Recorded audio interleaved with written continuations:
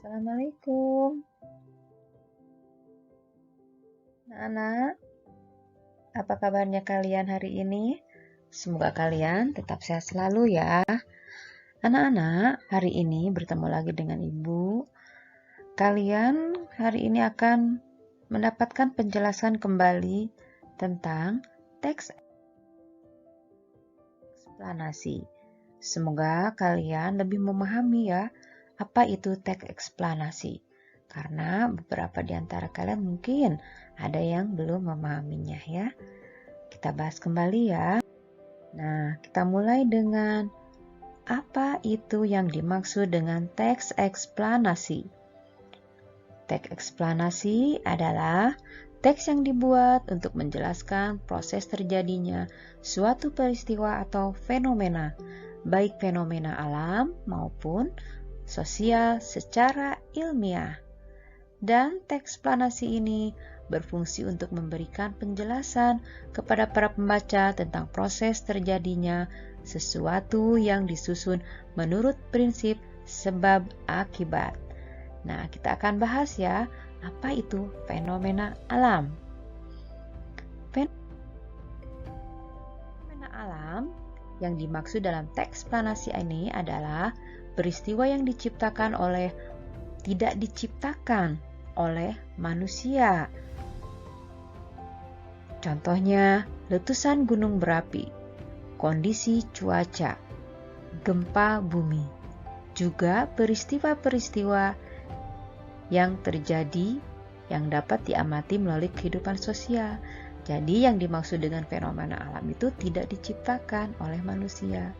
Itu yang dibahasnya dalam teks eksplanasi. Kemudian selain fenomena alam, yaitu peristiwa-peristiwa yang terjadi yang dapat diamati melalui kehidupan sosial. Nah, itu yang dibahas dalam teks eksplanasi.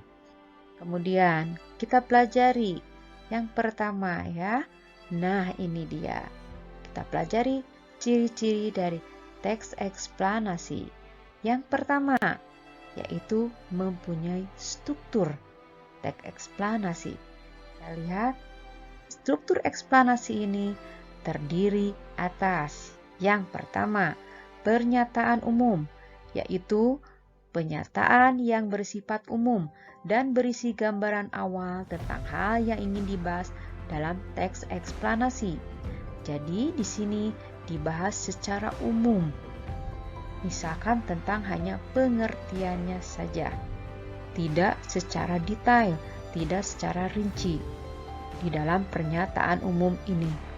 Kemudian yang kedua, deretan penjelas. Deretan penjelas yaitu inti penjelasan tentang sesuatu yang akan dibahas dalam teks eksplanasi ini.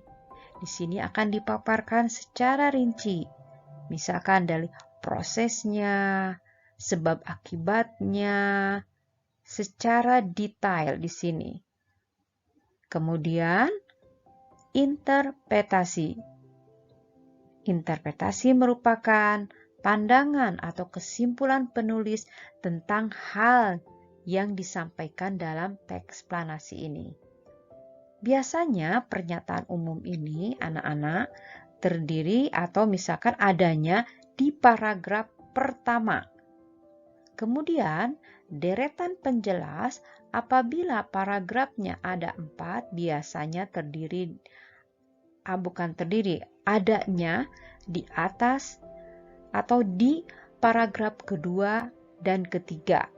Kalau paragrafnya ada 4, tapi kalau paragrafnya ada 3, biasanya deretan penjelasan ini adanya di paragraf kedua. Kemudian interpretasi ini biasanya ada di paragraf paling terakhir. Itu ciri pertama dari teks eksplanasi. Kemudian yang kedua, teks eksplanasi ini yaitu memuat informasi yang bersifat faktual. Maksudnya adalah informasi yang dibahas dalam teks eksplanasi ini berdasarkan fakta sehingga kebenarannya dapat dibuktikan secara ilmiah. Jadi real bukan hanya imajinasi, karena dapat dibuktikan secara ilmiah ya. Kemudian kita lihat contoh dari teks eksplanasi. Yang dibahas di sini adalah tentang metamorfosis. Nah, metamorfosis ini adalah suatu paparan yang ilmiah, dapat diuji kebenarannya, bukan imajinasi. Pernyataan umum, nah ini ada di paragraf pertama, dipaparkan secara umum apa itu metamorfosis. Hanya itu saja ya. Kemudian di paragraf kedua, deretan penjelas. Di sini baru dibahas jenis-jenis dari metamorfosis. Binatang apa saja yang mengalami metamorfosis. Kemudian, bagaimana terjadinya metamorfosis itu? Ya. Semua dibahas di sini secara rinci, secara detail. Makanya disebut deretan penjelas. Kemudian yang ketiga yang di akhir, interpretasi. Ini yang dimaksud dengan kesimpulan. Kesimpulan dari deretan penjelas dan pernyataan umum. Cukup singkat, padat, dan jelas. Nah, apa yang kita bahas ini tadi tentang metamorfosis, kita lihat pernyataan umumnya terletak pada paragraf ke-1, deretan penjelasnya terletak pada paragraf kedua, dan interpretasi atau kesimpulan terletak pada paragraf ketiga.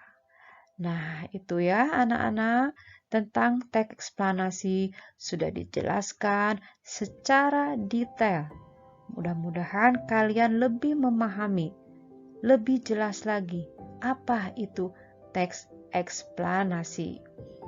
Ibu harap kalian dapat mengaplikasikannya, menerapkannya di dalam kehidupan sehari-hari dan mudah-mudahan lebih bermakna tentang materi teks eksplanasi ini. Nah, anak-anak, cukup sekian dulu pembelajaran hari ini dari Ibu. Terima kasih atas waktunya. Selamat belajar dan salam sehat selalu.